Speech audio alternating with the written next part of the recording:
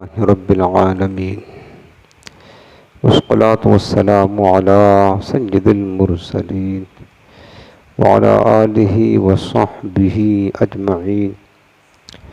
أما بعد فأعوذ بالله من الشيطان الرجيم. بسم الله الرحمن الرحيم.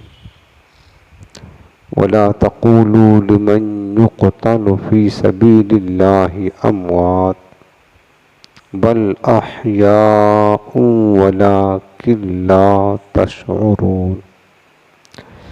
آمنت بالله صدق الله العظيم وبلغنا رسوله النبي الكريم رؤوف الرحيم عليه أفضل الصلاة والتسليم.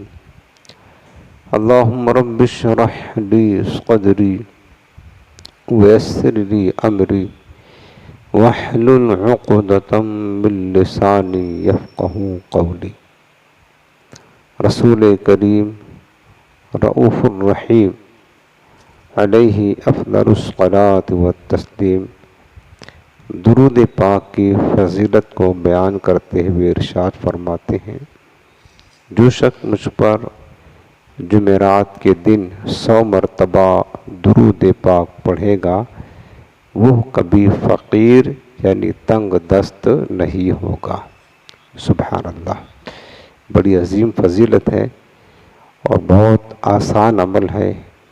تو ابھی تو خیر شب جمعہ لگ گیا، تو اس حدیث کو یاد رکھیں، جمعرات کا دن جب بھی آجا کرے تو کم از کم پورے دن میں کسی بھی وقت چاہے تو تھوڑا تھوڑا کر کے یا ایک ساتھ ہی 100 مرتبہ اپنے پیارے آقا علیہ السلام کی بارگاہ میں درود و سلام ضرور پیش کیا کرے، انشاءاللہ تعالی اس کی برکتیں ضرور ملے گی۔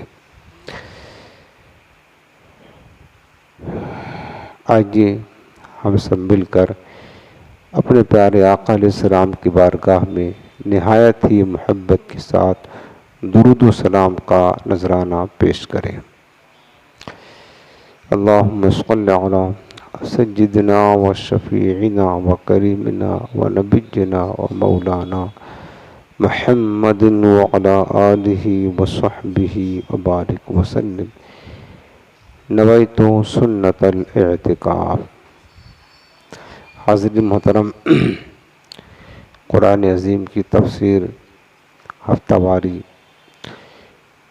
اور سورۃ البقرہ کی تفسیر کا سلسلہ چل رہا ہے، ترتیب کے ساتھ آپ سن رہے ہیں، اور آج ہے پارہ دوسرا، سورۃ البقرہ کی آیت نمبر 154 ہے۔ اللہ پاک نے ارشاد فرمایا، اور یہ بڑی مشہور و معروف آیت کریمہ ہے جس کے بارے میں آپ عموماً علماء سے بیانات وغیرہ سنتے رہتے ہیں۔ اللہ پاک فرماتا ہے کہ وَلَا تَقُولُوا لِمَنْ يُقْتَلُ فِي سَبِيلِ اللَّهِ، اور جو اللہ کی راہ میں قتل کیے جائیں، اللہ کی راہ میں قتل کیے جائیں، انہیں مردہ نہ کہو، حالانکہ وہ قتل ہو گئے، وفات پا گئے، شہادت پا گئے، لیکن اللہ نے کیا فرمایا؟ انہیں مردہ نہ کہو۔ پھر کیا کہیں؟ تو فرمایا بل احیاء، بلکہ وہ زندہ ہیں۔ کون لوگ؟ جو اللہ کی راہ میں میدان جنگ میں قتل کر دیے گئے، وہ زندہ ہیں۔ ولیکن لا تشعرون، مولا اگر وہ زندہ ہیں تو ہمیں نظر کیوں نہیں آتے؟ ابھی تک جب تک وہ قتل نہ ہوئے تھے تو ہمارے ساتھ اٹھتے بیٹھتے چلتے پھرتے تھے، لیکن جب قتل ہو گئے تو فرماتا ہے تو زندہ ہے، تو ہمیں نظر کیوں نہیں آتے؟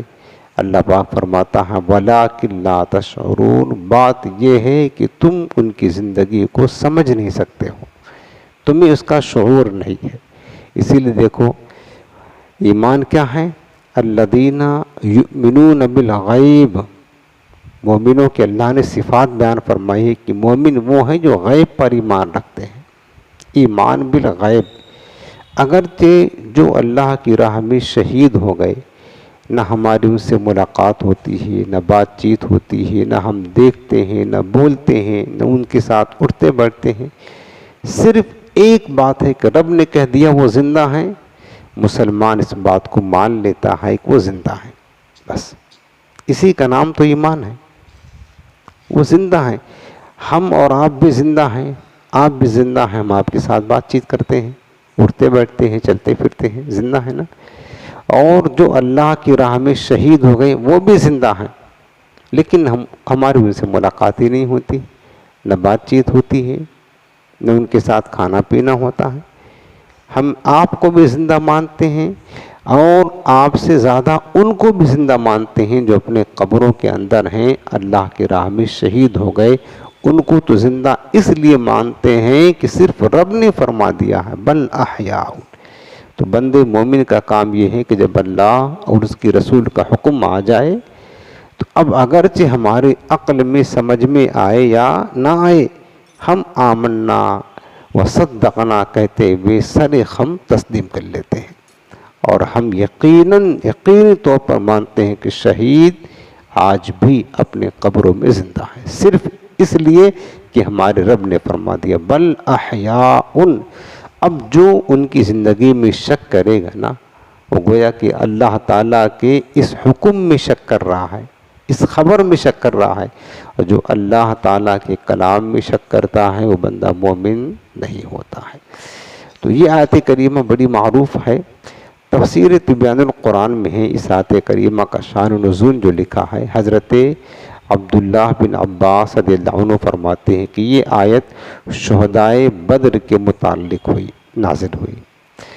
اسلام کی سب سے پہلی جنگ جس کو رب نے یوم الفرقان کہا، حق اور باطل کے درمیان تمیز پیدا کرنے والی جنگ، غزوہ بدر۔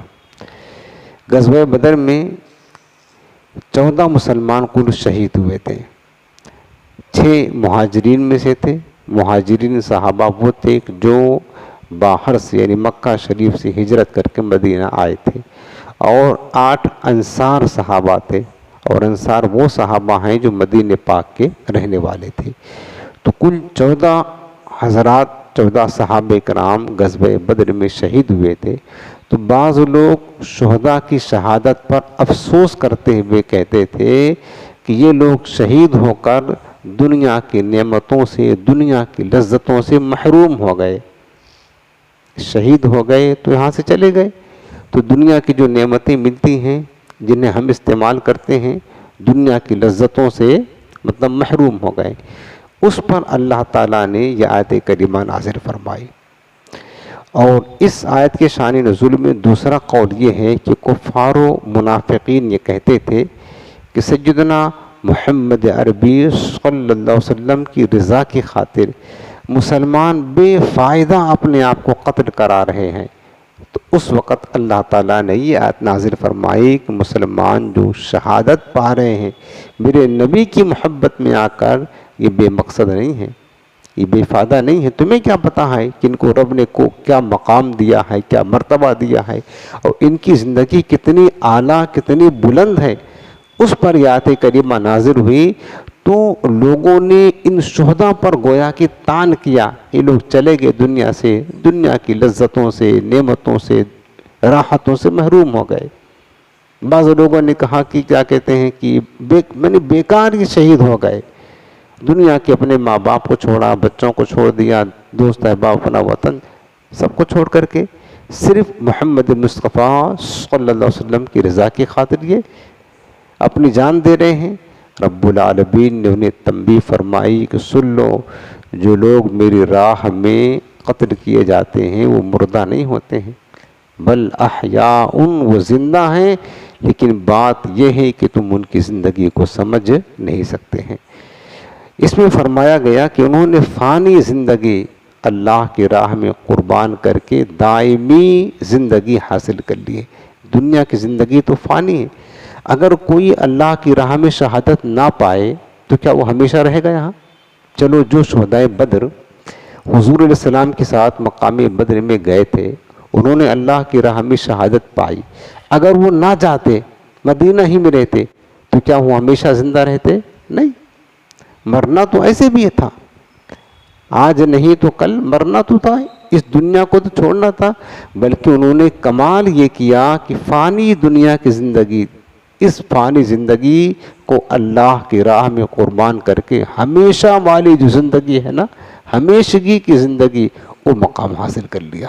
کاش اللہ ہمیں بھی ایسا مقام نصیب فرمائے۔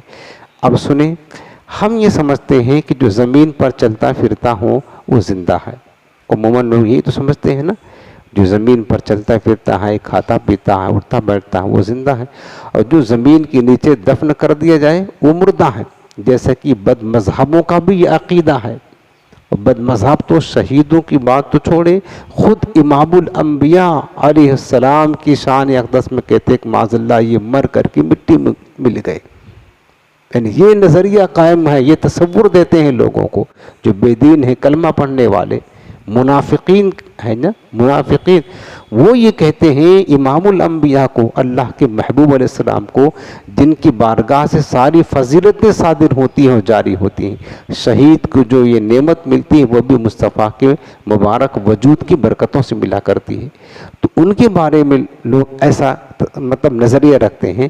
تو بعض لوگ یہ سمجھتے ہیں کہ جو زمین کے اوپر ہیں وہ زندہ ہیں، اور جو زمین کے نیچے دفن کر دیے گئے تو وہ تو مردہ ہیں۔ لیکن اس آیت سے معلوم ہوا کہ اللہ کے نزدیک زندہ وہ ہے جس کی زندگی اللہ کی راہ میں بسر ہو، وہ زمین کے اوپر ہو پھر بھی زندہ ہیں، زمین کے نیچے ہوں تو بھی زندہ ہیں۔ بس اللہ کے ہاں زندہ اور مردہ کا جو معیار ہے نا، وہ یہ نہیں ہے کہ زمین کے اوپر ہو زندہ، زمین کے نیچے ہو تو مردہ، ایسا نہیں۔ اللہ کی بارگاہ میں زندگی کا جو معیار ہے وہ یہ ہے کہ جس کی زندگی اللہ کی راہ میں بسر ہو، اللہ کی یاد میں گزرے، وہ زندہ ہے، چاہے وہ دنیا میں رہے، زمین کے اوپر رہے تو بھی، زمین کے نیچے رہے تو بھی زندہ ہے۔ جیسے اولیاء کرام ہیں، ان کی ساری زندگی کدھر بسر ہوتی ہے؟ اللہ کی یاد میں بسر ہوتی ہے، اللہ کی راہ میں بسر ہوتی ہے، اللہ کی محبت میں بسر ہوتی ہے۔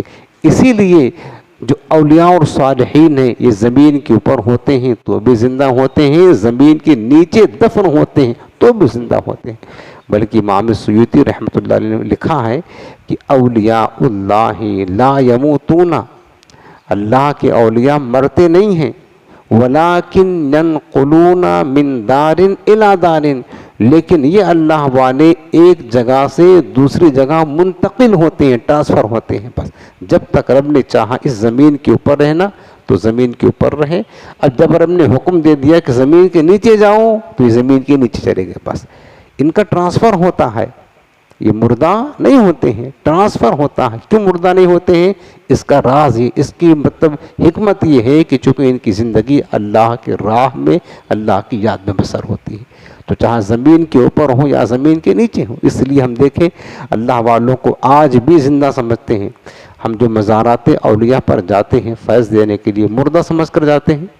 کیا سمجھ کر جاتے ہیں؟ یہی تو جاتے ہیں نا، زندہ سمجھ کر جاتے ہیں، اور پھر جا کر کے سلام بھی کہتے ہیں ان کو، تو مردہ سے سلام آپ کرتے ہیں، السلام علیکم یا ولی اللہ، یہ تو کہتے ہیں نا، تو مردہ کو سلام کیا جاتا ہے؟ کون بیوقوف ہے جو مردہ کو سلام کرے؟ زندہ سمجھتے ہیں، ان سے کہتے ہیں حضور آجا ہوں آپ کے در پر، آپ رب کے محبوب ہیں، سرکار دعا کر دے ہمارا بھی کام بن جائے گا، آپ رب کے لاڈلے ہیں، پیارے ہیں، آپ کی رب العالمین جلد سنتا ہے، ہمارے لیے دعا کر دے، یہی تو کہتے ہیں۔ تو کیا ہم مردہ سے کہتے ہیں؟ نہ، زندہ سے کہتے ہیں۔ اور کیوں کہتے ہیں؟ چونکہ ہمیں پتہ ہے کہ ان کی زندگی اللہ کی راہ میں بسر ہوئی ہے، لہٰذا یہ زمین کے اوپر تھے تو بھی زندہ تھے، اور زمین کے نیچے گئے تو بھی یہ زندہ ہے۔ تو زندگی کا جو معیار ہے نا، ہمارے یہاں کچھ اور ہے، ہم اور کچھ سمجھتے ہیں۔ ہم سمجھتے ہیں کہ جو ہمارے ساتھ چلتا پھرتا وہ زندہ ہے، اور اس کے بعد زمین کے نیچے دفن ہو گیا، مردہ ہو گیا، ہمارا معیار ہے۔ رب کی بارگاہ کا معیار کیا ہے؟ رب کی یاد میں، اللہ کی راہ میں جس کی زندگی بسر ہو، وہ چاہ جہاں ہو، اوپر ہو زمین کے تو بھی زندہ، اور نیچے ہو زمین کے تو بھی زندہ ہے۔ اب دیکھیں، اور جس کی زندگی لہو و لعب میں اور کفر میں بسر ہو، وہ زمین کے اوپر بھی مردہ ہے اور زمین کے نیچے بھی مردہ ہے۔ کفار و مشرکین ہے نا، ان کی زندگی کس میں بسر ہوتی ہے؟ کفر میں، شرک میں، بدکار ہیں، فساق ہیں، نافرمان ہیں، گناہگار ہیں۔ جن کی زندگی دن و رات فسق و فجور میں، گناہوں میں بسر ہوتی، رب کی نافرمانی میں بسر ہوتی، یہ اگرچہ زمین پر چل رہی، یہ زندہ نہیں ہے، اللہ کے نزدیک یہ مردہ ہے، مردہ. اور قرآن میں اس کا حوالہ موجود ہے. اللہ کے نزدیک یہ کیا ہیں؟ مردہ ہیں. رب العالمین نے اسی لیے فرمایا اِنَّكَ لَا تُسْمِعُ الْمَوْتَى، میرے حبیب آپ مردوں کو تو نہیں سناتے. آپ مردوں کو، یعنی حضور جو تبلیغ کرتے تھے اور مشرکین آپ کی تبلیغ دین کا انکار کرتے تھے، رد کر دیتے تھے، تو رب نے فرمایا کس کو؟ ان کفار و مشرکین کے بارے میں ایک محبوب، اِنَّكَ لَا تُسْمِعُ الْمَوْتَى، آپ ان مردوں کو، کن کو کہا؟ جو زمین کے نیچے، ان کو نہیں، جو زمین کے اوپر چل رہے ہیں، ابو جہل، ابو لہب، عتبہ، شیبہ، مشرکین مکہ، ان کو رب نے فرمایا اِنَّكَ لَا تُسْمِعُ الْمَوْتَى، آپ مردوں کو تو نہیں سناتے ہیں.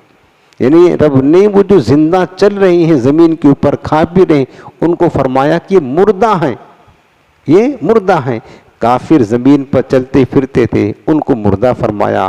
اور جو لوگ اللہ کی راہ میں شہادت کا جام نوش کر چکے اور ان کی روح ان کے جسم سے جدا ہو گئی، ان کو رب کیا فرماتا ہے کہ وَلَا تَقُولُوا لِمَنْ يُقْتَلُ فِي سَبِيلِ اللَّهِ أَمْوَاتٌ، ان کو مردہ نہ سمجھو، ان کو مردہ نہ کہو. دیکھو نا، مشرکین زمین پر چلتے، کھاتے پیتے، بات چیت کرتے، رب نے فرمایا کہ یہ مردہ ہیں. کیوں؟ چونکہ ان کی زندگی اللہ کی راہ میں نہیں بسر ہوتی، اللہ کی یاد میں بسر نہیں ہوتی. رب نے کہا یہ اگرچہ زمین کے اوپر ہیں، مردہ ہیں، لیکن جو لوگ راہ خدا میں شہادت کا جام نوش کر چکے، وہ زمین کے اوپر نہیں ہے، زمین کے اندر دفن ہو چکے. رب نے فرمایا کہ انہیں مردہ نہ کہو، وہ زندہ ہیں. رب العالمین کی شان کتنی نرالی ہے. ان کو کہا کہ وہ زندہ ہیں. کیوں؟ ان کی زندگی اللہ کی راہ میں بسر ہوتی ہے. شہید زمین کے نیچے دفن ہو گئے، لیکن ان کو زندہ فرمایا. تو اس آیت میں شہداء کو مردہ کہنے سے منع کیا گیا کہ انہیں مردہ نہ کہو. نہ زبان سے انہیں مردہ کہنے کی اجازت ہے اور نہ دل میں انہیں مردہ سمجھنے کی اجازت ہے، بلکہ سورہ آل عمران آیت نمبر 169 اللہ پاک نے فرمایا کہ وَلَا تَحْسَبَنَّ الَّذِينَ قُتِلُوا فِي سَبِيلِ اللَّهِ أَمْوَاتًا، اور وہ لوگ جو اللہ کی راہ میں شہید کیے گئے، قتل کیے گئے، انہیں مردہ گمان بھی مت کرنا، بل احیاء، بلکہ وہ زندہ ہیں، عند ربہم یرزقون، اپنے رب کے پاس انہیں روزی دی جاتی ہے. اتنا اعلیٰ زندگی ان کی ہے. جو اللہ کی راہ میں شہید ہو گئے، پہلے دوسرے پارے میں فرمایا کہ انہیں مردہ نہ کہو، کہنے پر پابندی. اور سورہ آل عمران فرمایا کہ انہیں مردہ گمان بھی مت کرو، اپنے کسی دل کے گوشے میں بھی یہ تصور مت کرنا کہ شہید معاذ اللہ مردہ ہو گئے ہیں. یہ تصور نہ کرنا، خیال نہ کرنا. کیوں؟ کیونکہ ان کی ساری زندگی اللہ کی راہ میں بسر ہوئی ہے. تو آپ کو پتہ چل گیا نا کہ زندگی اور زندہ اور مردہ ہونے کا جو نظریہ ہے اللہ نے پیش کیا ہے، وہ کیا ہے؟ بس ایک ہی جملہ یاد رکھیں کہ جس کی زندگی اللہ کی یاد میں، اللہ کی راہ میں بسر ہو، زمین کے اوپر ہے تو بھی زندہ ہے، زمین کے نیچے ہو تو بھی زندہ. اور جس کی زندگی گناہوں میں، معصیت میں، کفر میں، نافرمانی میں بسر ہو، وہ مردہ ہے. جہاں زمین کے اوپر چلتا ہوں تو بھی مردہ ہے، زمین کے نیچے پہنچ جائے تو بھی مردہ ہے. زندگی اور موت کا معیار یہ ہے جو رب نے پیش کیا ہے. موت کے بعد اللہ تعالیٰ شہداء کو زندگی عطا فرماتا ہے. حقیقی زندگی یاد رکھنا، بلکہ یہ جو دنیا کی زندگی فانی ہے نا، اس سے اعلیٰ زندگی موت کے بعد شہداء کو اللہ عطا فرماتا ہے. اس سے کہیں درجہ اعلیٰ زندگی، کہیں اعلیٰ درجہ زندگی اللہ تعالیٰ شہداء کو موت کے بعد عطا فرماتا. ان کی ارواح پر رزق پیش کیا جاتا. ہم روزی کھاتے ہیں نا، ہم دنیا میں جو روزی کھانے کے لائق ہے، ہمیں جو رزق دیا جاتا ہے، ہم وہ روزی ملتی، ہمیں ملتی ہے. ظاہر سے بات ہے، ہم دنیا میں ہیں تو جنت کی نعمتیں تو نہیں ملے گی نا ہم کو. جب جنت میں جائیں گے تو جنت میں جو نعمتیں ملنی چاہیے وہ ملیں گی. لیکن دنیا میں ہے تو دنیا کی جو روزی ہے رب نے مقرر کیا ہے، وہ روزی ہم کو مل رہی ہے. اسی طرح شہید جب شہادت کا جام نوش کر لیتا ہے تو اللہ تعالیٰ انہیں بھی رزق پیش کرتا ہے. اور کہاں؟ اپنی بارگاہ میں، اپنے پاس، عند ربہم یرزقون، اپنے پاس انہیں روزی دیتا ہے، انہیں راحتیں دی جاتی ہے اور ان کے عمل جاری رہتے ہیں، ان کا اجر و ثواب بڑھتا رہتا ہے۔ حدیث شریف میں ہے کہ شہداء کی روحیں سبز پرندوں کے بدن میں داخل ہو کر کے جنت کی سیر کرتی ہیں اور وہاں کے میوے اور نعمتیں کھاتی ہیں۔ سبحان اللہ، یعنی کتنی اعلیٰ زندگی ہے شہداء کی۔ ہم دنیا کی فانی نعمتیں کھاتے ہیں، جس میں تو آج کل تو ایسی مطلب کیا کہتے ہیں کھانا پینا ہو رہا جس میں کیمیکل ملا ہوا ہوتا، کیمیکل سے تیار کیا ہوا، یعنی ہم جو کھا رہے ہیں یہ تو نقصان دہ بھی ہے، ٹھیک ہے نا۔ پیٹ میں جائے ہضم ہو نہ ہضم ہو کوئی گارنٹی نہیں ہے، کبھی پیٹ بھی خراب ہو جاتا، آپ سب جانتے ہیں۔ لیکن شہید کون سی نعمتیں کھا رہے ہیں، کون سی روزی مل رہی ہے؟ جنت کی عالی شان جس میں راحتیں ہی راحتیں ہیں۔ تو بتاؤ کس کی روزی اچھی ہوئی، ہماری یا شہداء کی؟ ظاہر سی بات ہے شہداء کی روزی اچھی ہوئی کہ ان کو جنت کی روزی مل رہی ہے۔ تو دنیا کی جو نعمتیں اور روزی ہیں وہ تو کبھی بھی جنت کی نعمتوں سے اور جنت کی جو رزق ہے نا اس سے مقابلہ نہیں ہو سکتا ہے۔ تو شہداء کے جو مقام ہیں وہ بہت بلند ہیں، وہ زندہ بھی ہیں اور انہیں روزی بھی ملتی ہے، اور جنت میں جہاں چاہتے ہیں شہداء کے ارواح سیر کرتے ہیں۔ بلکہ شہداء کا مقام دیکھیں، سنن نسائی کی حدیث پاک ہے، حضرت انس بن مالک روایت کی حدیث شریف سنیں۔ رسول کریم اسلام ارشاد فرماتے ہیں کہ یؤتی بالرجل من اہل الجنت فیقول اللہ عز وجل یا ابن آدم کیف وجدت منزلک۔ میرے آقا فرماتے ہیں کہ قیامت کا دن ہوگا تو ایک شخص کو لایا جائے گا، رب کی بارگاہ میں کھڑا کیا جائے گا، تو اللہ تعالیٰ اس سے پوچھے گا اے ابن آدم یہ بتا تو نے اپنا مقام جو میں نے تجھے دیا تھا کیسے پایا؟ کیفا وجدت منزلک، تو نے اپنا مقام جو میں نے تیرے لیے منتخب کیا ہے، جنت کا جو مقام دیا وہ کیسا ہے، وہ کیسا ہے؟ فیقول اے رب خیر منزل، حدیث سنا رہا ہوں نا۔ تو شہید عرض کرے گا مالک تو نے بہت بہترین مقام عطا فرمایا۔ ظاہر سی بات ہے جنت سے اعلیٰ مقام کہاں ہے؟ کوئی نہیں ہے نا۔ شہید کہے گا مالک خیر منزل، بہترین مقام عطا کیا تو نے، بہترین ٹھکانہ دیا۔ فیقول، پھر اللہ فرمائے گا سل و تمنی، اے شہید تو میری راہ میں اپنی جان تو نے قربان کی ہے، میں تجھ سے اتنا راضی ہو گیا ہوں کہ سل اور کچھ مانگ لے، و تمنی کچھ اور تمنا کر۔ اللہ تعالیٰ خود پوچھے گا، خود ہی کو کر بلند اتنا کہ ہر تقدیر سے پہلے خدا بندے سے خود پوچھے بندے بتا تیری رضا کیا ہے۔ بس انہوں نے اللہ کی راہ میں اپنی جان قربان کر کے اتنا بلند کر لیا، رب خود پوچھ رہا ہے کہ سل میرے بندے اور کچھ تو مانگ لے، و تمنی کچھ اور آرزو کر، میں تجھ سے راضی ہوں، تو نے اپنی سب سے قیمتی چیز جان پیش کر دی، مانگ۔ تو مانگے گا کیا شہید؟ اب سنو، فیقولو، تو شہید عرض کرے گا اسألک ان تردنی الی الدنیا، مالک اگر تو کہتا ہے اور تو مجھے دینا چاہتا ہے، صرف تجھ سے ایک چیز کا سوال کرتا ہوں کہ تو مجھے دنیا میں واپس بھیج دے۔ کیا شہید کہے گا؟ تو مجھے دنیا میں واپس بھیج دے۔ بتاؤ میرے عزیزوں، جنت کی عالی شان دائمی نعمتیں ملنے کے بعد کیا کوئی جنتی تمنا کر سکتا ہے کہ مالک کو تو مجھے یہاں سے نکال کر اس مطلب مصیبتوں کی جگہ دنیا میں بھیجے؟ کیا یہ کوئی مطلب جنتی آرزو کر سکتا ہے؟ کوئی نہیں کرے گا سوائے شہید کے۔ حدیث شریف میں کہ جنت کی اعلیٰ نعمتیں ملنے کے بعد جو کہ کبھی ختم ہی نہیں ہوگی ہیں، اور جو چاہے گا لہم ما یشاؤون فیہا، اللہ پاک فرماتا ہے کہ جنتیوں کو جنت میں جو خواہش کریں گے فوراً مل جائے گی، بغیر محنت کے، بغیر کسب کے، بغیر مصیبت کے، بغیر مطلب رنج کے، راحتیں ہی راحتیں ہیں۔ اور دنیا میں کیا ہے؟ محنت بھی ہے، کسب بھی ہے، مشقت بھی ہے، زحمت بھی ہے، مصیبت بھی ہے، آفت بھی ہے، سب کچھ ہے۔ تو کون سا جنتی اس بات کی آرزو کر سکتا ہے؟ پھر رب العالمین سے ڈائریکٹ کہہ رہا شہید مالک اگر تو مجھ سے یہ کہتا ہے کہ مانگ، تو ایک ہی چیز مانگتا ہوں، تو مجھے دنیا میں بھیج دے۔ عجیب سوال ہے، جبکہ کوئی جنتی یہ تمنا نہیں کر سکتا ہے کہ مجھے جنت سے نکال کر کے، سب تو جنت میں جانے کی خواہش رکھتے ہیں، اور جنت میں جانے کے بعد کوئی زبردستی بھی نکالے نا تو کوئی نکلنا نہیں چاہے گا، لیکن شہید کا مقام دیکھ کے وہ کہے گا مالک دنیا میں بھیج۔ پھر کس لیے بھیج؟ وہ شہید کہے گا فَأُقْتَلَ فِي سَبِيلِكَ 10 مرات، مالک میں دنیا میں جا کر تیری راہ میں 10 مرتبہ قتل کیا جاؤں، 10 مرتبہ قتل کیا جاؤں، 10 مرتبہ.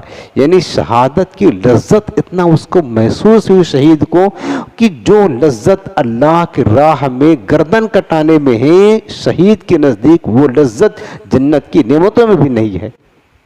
جنت کی نعمتوں میں بھی وہ لذت وہ کیفیت نہیں ہے جو لذت و کیفیت شہادت شہید کے لیے اللہ کی راہ میں جان لٹانے میں، گردن کٹانے میں اور خون بہانے میں ہے. وہ کہے گا کہ مالک بھیج، دنیا میں جاؤں گا اور بار بار تیری راہ میں شہادت کا جام نوش کروں گا. یہ لذت یہ کیفیت مجھے تیری جنت سے بھی اعلیٰ ہے، بس بیچ دے. لما یرا من فضل الشہادہ، جب شہید شہادت کی فضیلت اور اس کا ثواب دیکھے گا تو رب سے یہ تمنا کرے گا.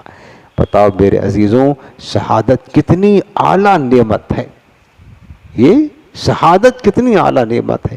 کاش اللہ ہمیں نصیب کرے. یہ تو شہید کی بات تھی.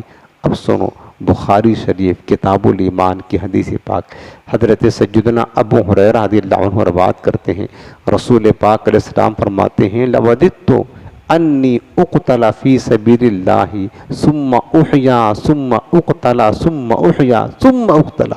رسول پاک کو دیکھو، میرے مصطفیٰ کی آرزو دیکھو. میرے آقا فرماتے ہیں میری آرزو ہے، میری تمنا ہے کہ میں اللہ کی راہ میں قتل کیا جاؤں، انی اقتل فی سبیل اللہ، اللہ کی راہ میں شہید کیا جاؤں، ثم احیا پھر دوبارہ زندہ کیا جاؤں، ثم اقتل پھر قتل کیا جاؤں، ثم احیا پھر زندہ کیا جاؤں، ثم اقتل پھر قتل کیا جاؤں. سبحان اللہ. یہ میرے پیارے آقا علیہ السلام کی شہادت کی آرزو دیکھی. حضور بار بار اس بات کی آرزو رکھتے ہیں کہ کاش ایسا ہو جائے. میری یہ تمنا ہے کہ میں اللہ کی راہ میں شہید کیا جاؤں، پھر زندہ کیا جاؤں، پھر شہید کیا جاؤں، پھر زندہ کیا جاؤں، پھر شہید کیا جاؤں. سبحان اللہ. یعنی پیارے مصطفیٰ کریم جس چیز کی اتنی شدت کے ساتھ آرزو رکھتے ہوں گے اس میں لذت کتنی ہوگی، وہ نعمت کتنی بلند ہوگی. وہ شہادت کی نعمت ہے. کاش اللہ سب مسلمانوں کو نصیب کرے. وہ شہادت کی مقام ہے، وہ شہادت کی منزل ہے. تو جس شخص کو مشرکین قتل کر دے، اب شہید کسے کہتے ہیں یہ دیکھیں کہ جس شخص کو مشرکین قتل کر دیں یا جو میدان جنگ میں مردہ پایا جائے اور اس پر زخموں کے نشان ہوں، یا جس کو مسلمان ظلماً قتل کر دیں اور اس کے قتل کرنے سے ان پر دیت واجب نہ ہو، اس پر دنیا میں حکام ہے کہ نہ ان کو غسل دیا جائے نہ کفن، اسے اس کے کپڑے میں ہی رکھا جائے گا اور اسی طرح نماز پڑھی جائے گی اور اسی حالت میں قبر کھود کر کے دفن کر دیا جائے گا. یعنی شہید کا حکم یہ ہے کہ جو میدان جہاد میں شہید ہو گیا تو اسی حالت میں خون سے لت پت ہوگا، اسی حالت میں نہ اس کو غسل دیا جائے گا نہ کفن، جنازہ پڑھ کر کے قبر کھود کر کے دفن کر دیا جائے گا بس. اور روایت میں ہے کہ جو بندہ جس حال میں مرے گا قیامت کے دن اسی حال میں اٹھے گا، اسی حال میں اٹھے گا. تو یہ شہید کا مقام ہے، شہید کی آرزو ہے. بلکہ ہمارے پیارے آقا علیہ السلام نے ایک حدیث پاک میں فرمایا ہے کہ من سأل اللہ شہادت بصدق بلغہ منازل الشہداء وإن مات علی فراشہ. اب ہر بندے کو تو شہادت مقدر ہوتی نہیں ہے، لیکن اگر کچھ حدیث پاک میں ایسے چیزیں بتائی گئی ہیں کہ اگر بندہ ان پر عمل کرے تو اللہ شہادت کا مقام عطا فرما دیتا ہے. ہر بندے کو تو شہادت نہیں، لیکن حدیث پاک میں کچھ چیزیں ایسی بتائی گئی ہیں بندہ اگر اس پر عمل کر لے گا تو اللہ اسے بھی شہادت کا مقام عطا فرما دے گا. جیسے ایک حدیث پاک میں نے آپ کو سنائی، میرے آقا فرماتے ہیں کہ جو سچے دل سے اللہ کی بارگاہ میں شہادت کا سوال کرتا ہے، من سأل اللہ شہادت بصدق، سچے دل سے اللہ کی راہ میں شہادت کا سوال کرتا ہے مالک ہمیں شہادت کا مقام عطا فرما. جیسے کہ حضرت عمر فاروق اعظم یہ بار بار دعا کرتے تھے نا، اللہم انی اسألک الشہادت، اللہ فی سبیلک، میں تیری راہ میں شہادت کی موت چاہتا ہوں، لیکن شہادت کی موت کہیں اور نہ ہو بلکہ تیرے محبوب کی شہر مدینہ میں ہو. کہا وَجْعَلْ مَوْتِي فِي بَلَدِ رَسُولِكَ۔ حضرت عمر فاروق اعظم بار بار شہادت کی دعا کرتے تھے کہ مالک شہادت کا مقام عطا فرما، لیکن شہادت ہو تو صرف تیرے محبوب کی شہر مدینہ میں، بس یہ کرنا چاہیے۔ شہادت کی آرزو بھی بندے مومن کو رکھنی چاہیے اور دعائیں بھی کرنی چاہیے اور طلب ہونی چاہیے کہ مالک تو شہادت دے دے۔ پیارے دیکھو مرنا تو ہے، اگر شہادت نہ بھی ملے، نہ دعا کرے، نہ تمنا کرے، مرنا تو پڑے گا ہی نا۔ بستر پر لیٹے لیٹے مر گئے، جان چلی گئی تو کیا فضیلت ملے گی آپ بتائیں؟ کون سا ثواب ملے گا؟ کیا برکتیں ملے گی؟ جان تو جانا ہے، کاش اگر یہ جان اللہ کے راہ میں جائے تو کتنی بڑی نعمت ابھی آپ تو سن رہے ہیں، جنت کی ابدی نعمتیں کا حقدار ہو جاتا ہے، اللہ کی رضا مل جاتی، شہادت کا مقام مل جائے، کتنی عظیم نعمت مل جائے۔ تو اب ہر ایک کا تو مقدر نہیں ہے کہ میدان کارزار میں جا کر کے وہ شہادت کا جام نوش کرے، لیکن جو چیزیں میرے مصطفیٰ نے بتائی اگر اس پر عمل کرے گا، اور ہم اور آپ آسانی کے ساتھ کر سکتے ہیں، جو حدیث میں سنانے جا رہا ہوں آپ کو، میرے آقا نے فرمایا کہ جو شخص اللہ کی بارگاہ میں، اللہ کی راہ میں شہادت کا سوال کرے سچے دل سے، بلغہ منازل الشہداء، اللہ تعالیٰ اسے بھی شہداء کا مقام عطا فرماتا ہے۔ وَإِن مَاتَ عَلَىٰ فِرَاشِهِ، حدیث رسول ہے، اگرچہ وہ اپنے بستر پر مرے جا کر کے، کیا فرمایا میرے آقا نے؟ بستر پر موت ہو رہی ہے لیکن شہادت کی تمنا رکھتا ہے، شہادت کی دعائیں کرتا ہے، میرے مصطفیٰ نے ضمانت دی ہے کہ بستر پر مرنے والا بھی اللہ اس کو شہداء کا مقام عطا فرمائے گا۔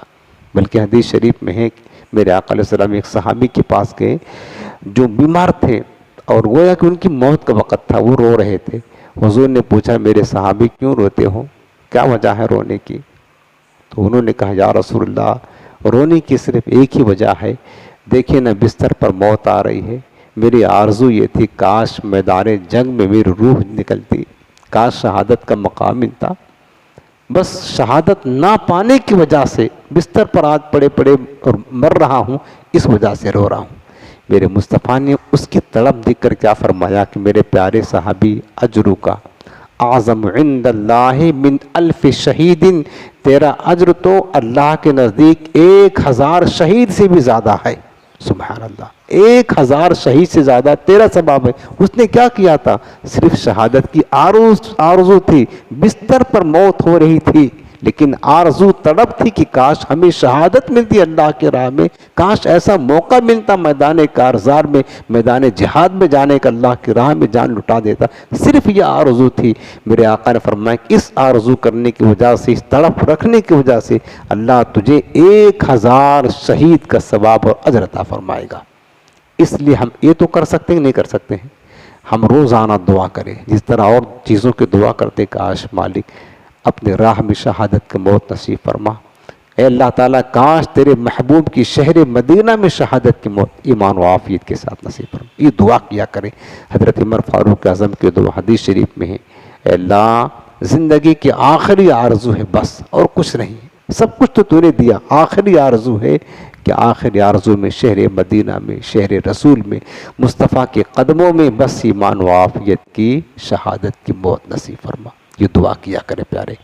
اگر حضور کے فرمان عالی شان کے مطابق اگر ہمیں جنگ میں جانے کا موقع نہ بھی ملا اور دشمن نے ہمیں قتل نہ بھی کیا، اگر بستر پر ہماری موت ہو جائے تو حضور کے فرمان کے مطابق ہمیں بھی اللہ شہادت کا اجر اور ثواب عطا فرمائے گا۔ تو یہ دعا کریں گے نا، انشاءاللہ کریں گے اور آرزو بھی رکھیں گے۔ اب دیکھو یہ تو مطلب حقیقی شہید ہے، جو میدان جنگ میں قتل کیا جائے وہ تو شہادت حقیقیہ ہے، وہ شہید حقیقی ہے۔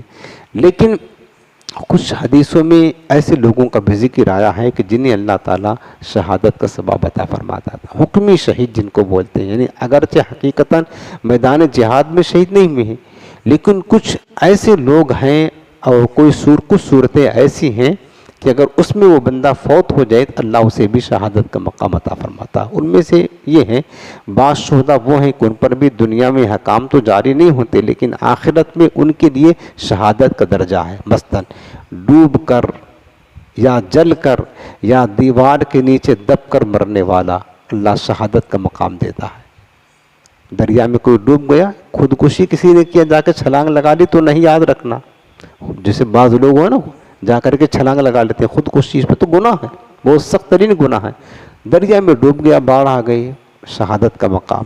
آگ لگ گئی، گھر میں جل گیا، شہادت کا مقام. دیوار کے نیچے، چھت کے نیچے بیٹھا تھا، دیوار گری، مر گیا اسی میں، شہادت کا مقام اللہ دے گا. اسی طرح طلب علم، علم دین کی راہ میں جو طالب علم ہوتے، علم دین سیکھنے کے پیریڈ میں وفات پا جاتے ہیں، اللہ انہیں بھی شہادت کا مقام دیتا. سفر حج، حج کے سفر میں گئے تھے، وفات پا گئے، شہادت کا مقام. غرض کی راہ خدا میں مرنے والا شہید ہے. حتیٰ کہ جو عورت بچے کی پیدائش کے وقت مر جائے، اللہ اسے بھی شہادت کا مقام عطا کرتا ہے. بعض عورتیں وفات پا جاتی ہیں، بچے کی پیدائش کے وقت تکلیف نہیں برداشت کر پاتے اور ان کی موت اسی میں لکھی ہوتی ہے، تو وفات پا جاتی ہیں. یاد رکھنا پیارے، اللہ انہیں شہادت کا مقام عطا کرتا ہے.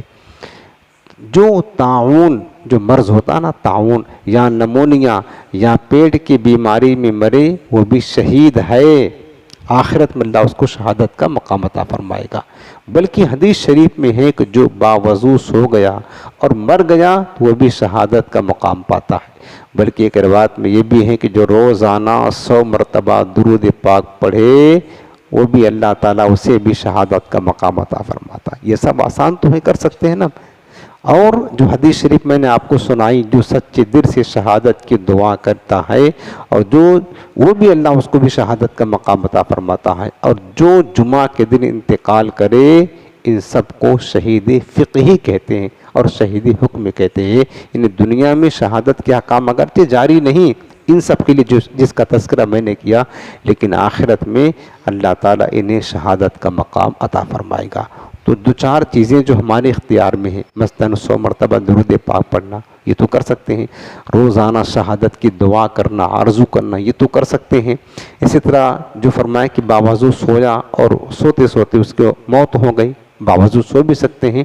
تو جو ہمارے اختیار میں ہیں کم سے کم وہ کرے، آرزو رکھے شہادت کی، تو انشاءاللہ موت ہوگی تو اللہ تعالیٰ آخرت میں شہادت کا مقام عطا فرمائے گا. ان تمام قسموں میں سب سے اعلیٰ وہ شہید ہے جو اللہ کی راہ میں قتل کیا جائے اور شہادت حقیقیہ سے سرفراز ہو. سب سے بلند مقام اس کا ہے. پھر اللہ پاک نے فرمایا کہ وَلَٰكِن لَا تَشْعُرُونَ، کہ یہ شہید زندہ ہیں، رب نے فرما دیا، لیکن تم ان کی زندگی کو سمجھ نہیں سکتے ہو. یعنی یہ بات تو یقینی ہے کہ شہداء زندہ ہیں، لیکن ان کی زندگی، ان کی حیات کیسی ہے اس کا ہمیں شعور نہیں ہے. بلکہ ہم تو رب کے فرمان اور حکم پر عمل کرتے ہیں، اپنے سر تسلیم کو ہم خم کر دیتے ہیں. اللہ نے فرما دیا، بات ختم، وہ زندہ ہیں. اب ہمیں کچھ شبہ کرنے کی ضرورت نہیں ہے، وہ زندہ ہیں. اس لیے ان پر شرعی حکام مسجد کی طرح ہی جاری ہوتے ہیں، چونکہ ہم ان کی زندگی کو سمجھ نہیں سکتے. اب کوئی سوچے کہ جب شہید زندہ ہیں تو وہ ان کی بیوی تو گویا کہ ان کے نکاح میں ہے، تو پھر ان کی بیوی دوسرا نکاح نہیں کر سکتی ہے. ان کی جو مطلب دولت و جائیداد ہے وہ میراث میں تقسیم نہیں ہو سکتی ہے. یا اگر شہید زندہ ہیں تو پھر ان کا دفن، جنازہ وغیرہ یہ نہیں پڑھا جائے گا. بھائی کوئی بندہ زندہ ہوتا، جیسے ہم اور آپ زندہ ہیں، تو کیا ہماری جنازہ ہوتی ہے؟ ہمیں کفن پہنایا جاتا ہے؟ زندہ کی کیا میراث تقسیم ہوتی ہے؟ نہیں ہوتی ہے نا. کسی عورت کا شوہر زندہ ہے، کیا اس عورت کو اجازت ہے کہ دوسرے سے نکاح کر لے؟ نہیں کر سکتا نا، نہیں کر سکتی ہے. تو اب سوال یہ ہوا کہ جب شہید زندہ ہیں تو ان کی جو عورت ہے زندہ دنیا میں، وہ دوسرے سے کیسے نکاح کر رہی ہے؟ شہید زندہ ہیں تو انہیں قبر میں کیوں رکھا جا رہا ہے؟ ان کی جنازہ کیوں پڑھی جا رہی ہے؟ ان کی میراث کیوں تقسیم ہو رہی ہے؟ تو رب نے یہی فرمایا، وہ زندہ ہیں لیکن تم ان کی زندگی سمجھ نہیں سکتے ہو. وَلَٰكِن لَا تَشْعُرُونَ، تمہیں کہاں شعور ہے ان کی زندگی کو سمجھنے کا. اس وجہ سے ان پر دنیا میں حکام جاری ہوتے ہیں کہ ان کو دفن بھی کیا جائے گا، جنازہ پڑھی جائے گی، ان کی عورت جو ہے نا دوسرے سے نکاح بھی کرے گی اور وہ عدت گزار کر اور ان کی میراث تقسیم بھی ہوگی، چونکہ ان کی زندگی کا شعور ہم سب کو نہیں ہے. اللہ تعالیٰ بس ہمیں اپنے محبوب کی مبارک قدموں میں ایمان و عافیت کی شہادت کی موت نصیب فرمائے. بس آج اس ایک وقت بھی کافی ہو گیا، اسی آیت کریمہ پر اپنا موقف کرتے ہیں.